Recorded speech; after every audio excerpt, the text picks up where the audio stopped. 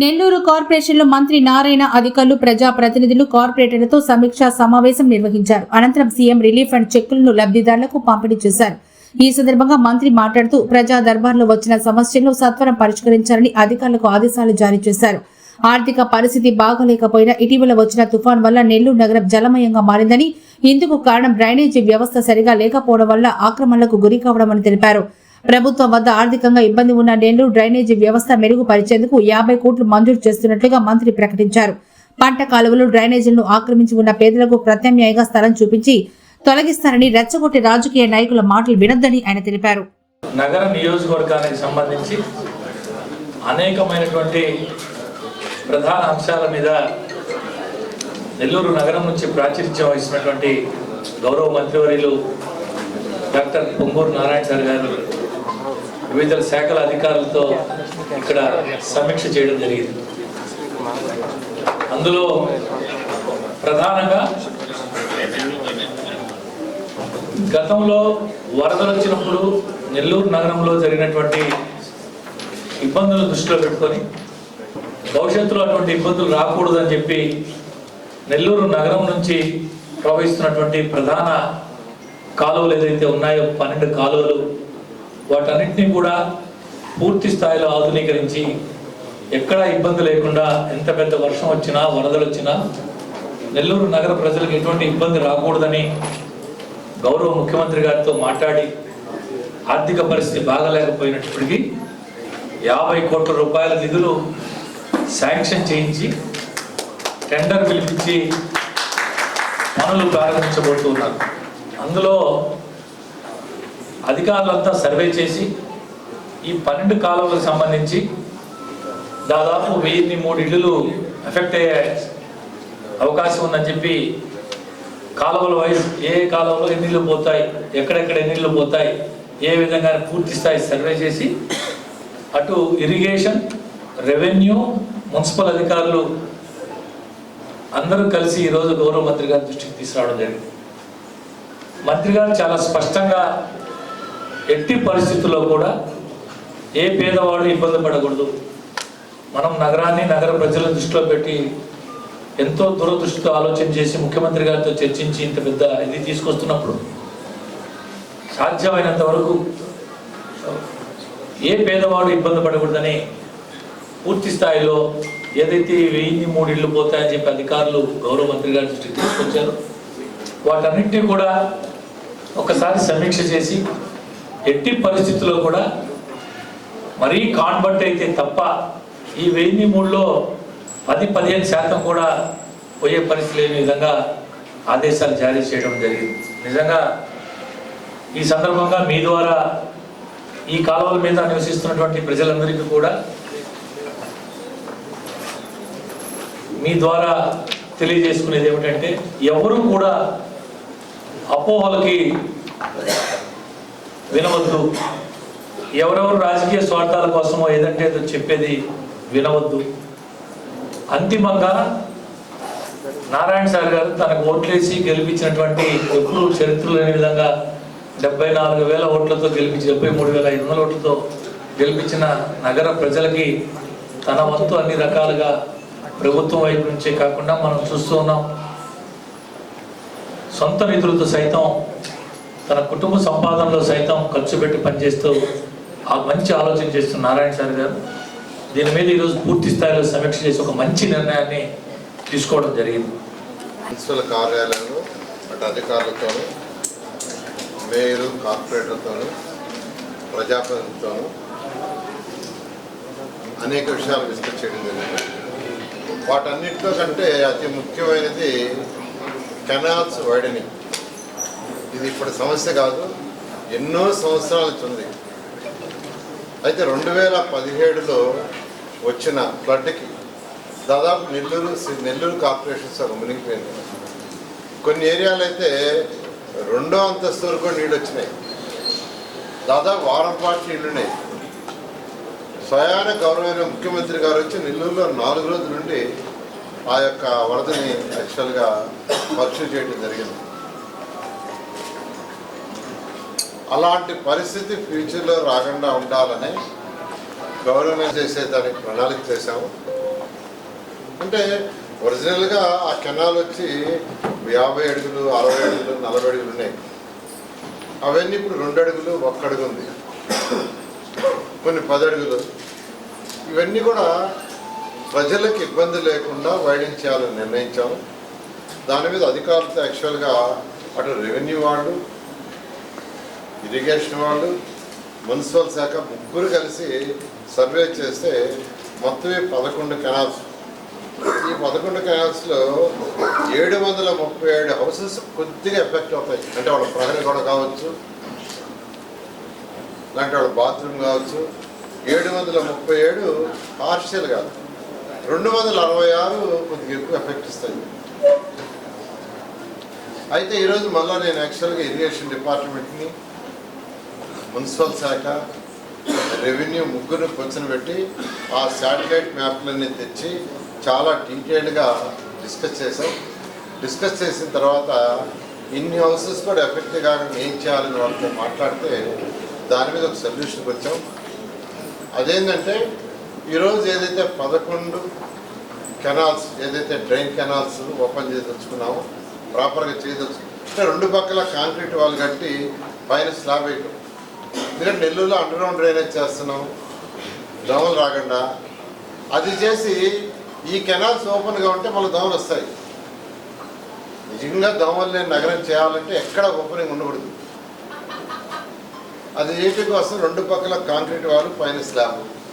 అయితే ఇవి కన్స్ట్రక్ట్ చేసేటప్పుడు కొన్ని దగ్గర కెనాల్ 2 మీటర్లు ఉంది, కొన్ని దగ్గర 3.5 మీటర్లు, కొన్ని దగ్గర 5 మీటర్లు, ఒక్క దగ్గర 7 మీటర్లు. అయితే ఆ వర్క్ చేయడానికి లెఫ్ట్ సైడ్, రైట్ సైడ్ 2 పక్కల 1.75 మీటర్ కావాలని ఇరిగేషన్ వాళ్ళు అడిగారు. 2 పక్కల 1.75 మీటర్ తీసుకుంటే వాళ్ళు చెప్పిన 737 హౌసెస్ ఎఫెక్ట్ ఇస్తాయి, 266 ఎఫెక్ట్ ఇస్తాయి. అదే ఒక పక్కే 1.75 తీసుకొని రెండో పక్క తీసుకోకుండా తగ్గించేసి సెంట్రైజ్ చేస్తే దాదాపు ఇన్ని హౌసెస్ ఎఫెక్ట్ కావు. దీంట్లో 4వ వంతు కూడా కావు, దీంట్లో 4వ వంతు కూడా కావు. ఇవాళ చేసిన ప్రకారం చేస్తే రామిరెడ్డి కెనాలు, ఎర్రి కెనాలు ఒక పక్కే 1.75 పెట్టుకోండి అని ఎందుకు చేయలేరు అడిగాను. దానివల్ల కొద్దిగా ఇబ్బంది అవుతుందన్నారు. కొద్దిగా ఇబ్బంది అయినా, పని చేయడానికి కొంత ఇబ్బంది అయినా ప్రజలు ఇబ్బంది పడకూడదనే దాంతో 1.75 తగ్గించాం. తగ్గించి మళ్ళా అటు ఇరిగేషన్ వాళ్ళని, మున్సిపల్ శాఖని, రెవెన్యూ వాళ్ళని మళ్ళా సర్వే చేయమన్నాను. మళ్ళా సర్వే చేస్తారు. మొత్తం 11 కెనాల్స్లో ఈ 5 కెనాల్స్లో అయితే ఇంకా ఈ ఒక్క ఇల్లు కూడా పోవట్లా. అందులో స్టార్ట్ చేస్తున్నాం. మిగతా 6 కెనాల్స్ కూడా మళ్ళీ రీసర్వే చేసి రీమార్క్ చేస్తారు. ఇప్పుడు ఏదైతే మార్క్ చేశారో దాన్ని రీమార్క్ చేస్తారు. ఆ విధంగా నేను ఒకటే చెప్తున్నాను, ఏ పేదవాడిని కూడా ఇబ్బంది పెట్టను, ఏ పేదవాడిని కూడా ఇబ్బంది పెట్టను. ఎవరికన్నా ఇబ్బంది జరిగితే వాడికి ఆ టిట్ హౌసెస్ కానీ లేదా స్థలం ఇచ్చి 2,50,000 గవర్నమెంట్ నుంచి హౌస్ కట్టుకోవడానికి కానీ శాంక్షన్ చేస్తామని మీ అందరికీ తెలియజేస్తూ, నెల్లూరు కార్పొరేషన్ ఎవరైతే ఉండారో వాళ్ళందరూ చెప్తున్నాను, కొందరు రెచ్చగొడతారు వాళ్ళ స్వార్థం కోసం. నెల్లూరులో 8 లక్షల మంది ప్రజలు ఉన్నారు. ఫ్లడ్ వస్తే ఎలా ఇబ్బంది పడకుండా చేయాలని ఆలోచన లేదు. రాజకీయ లబ్ధి కోసం, వాళ్ళ లబ్ధి కోసంగా రెచ్చగొడతారు. రెచ్చగొడితే రెచ్చగొట్టపోవద్దు. నేను చెప్తాను, ఎవరికి అన్యాయం చేయను, ఏ ఒక్కరికి కూడా అన్యాయం చేయను. ఎవరికి ఇల్లు పోయినా మీకు స్థలంగా ఇల్లుగా ఇస్తాం. ఆ ఇల్లు పోగడానికి చూస్తున్నాం 99%. ఎందుకంటే ఈరోజు అధిపతిగా వచ్చింది దేనికి వచ్చిందంటే వాళ్ళు వర్క్ స్టార్ట్ చేస్తున్నారంటే మళ్ళా ఒకసారి డిస్కస్ చేసి వీలైనంతలో తగ్గిస్తామని మార్నింగ్ నుంచి ముగ్గురితో కూర్చున్నాను. ఇరిగేషను, మున్సిపల్ శాఖ, రెవెన్యూ చేసి కొద్దిగా ఇబ్బంది అయినా, పని చేయడానికి ఇబ్బంది అయినా కాంట్రాక్టర్కి పర్వాలేదు కాబట్టి తగ్గించండి. 1.75 మీటర్స్ అంటే 6 అడుగులు. అంతకుముందు చేస్తున్న దాంట్లో కెనాల్స్కి వైడ్ చేసిన మార్క్ చేసిన దాంట్లో ఇప్పుడు 6 అడుగులు తగ్గిస్తున్నారు.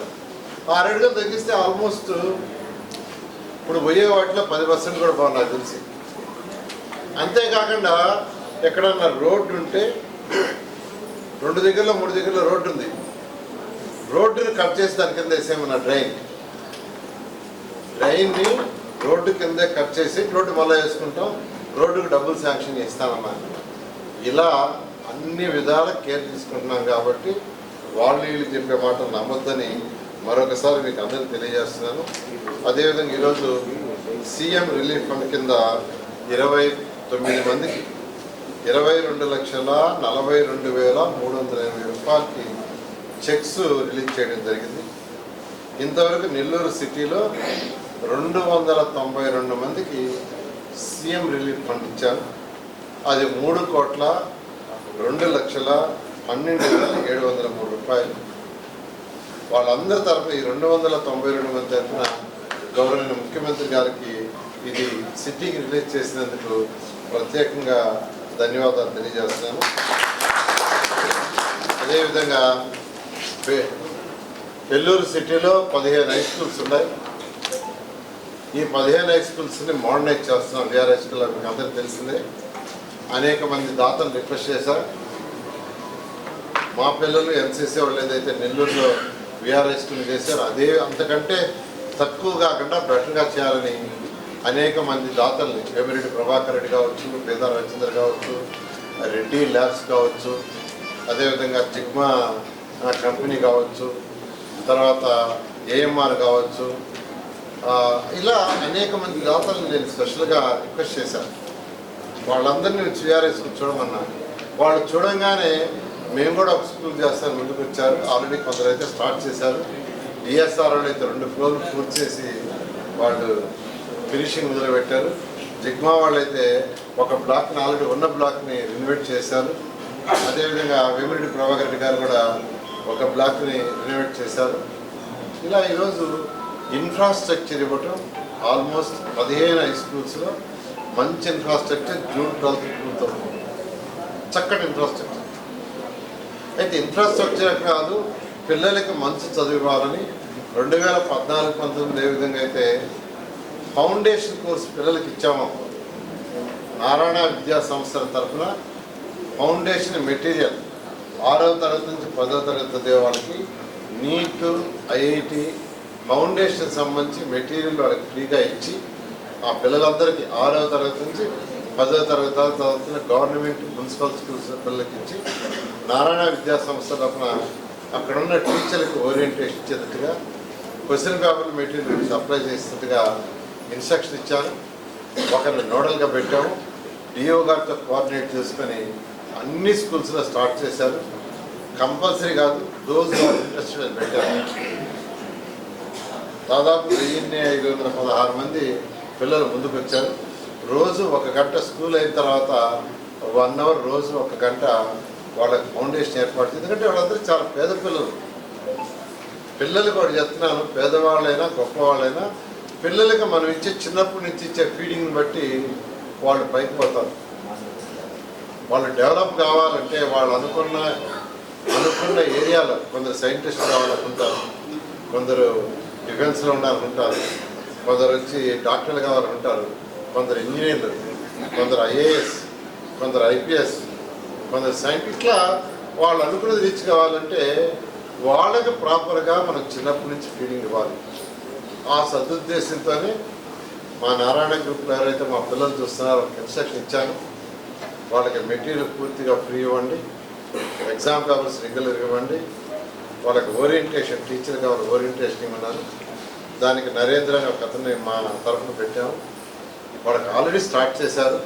స్టార్ట్ చేసినందుకు ఆ డిఈఓని, ఎంఈఓని, హెడ్ మాస్టర్స్ని, టీచర్లందరినీ నేను ప్రత్యేకంగా అభినందిస్తాను. Thank you.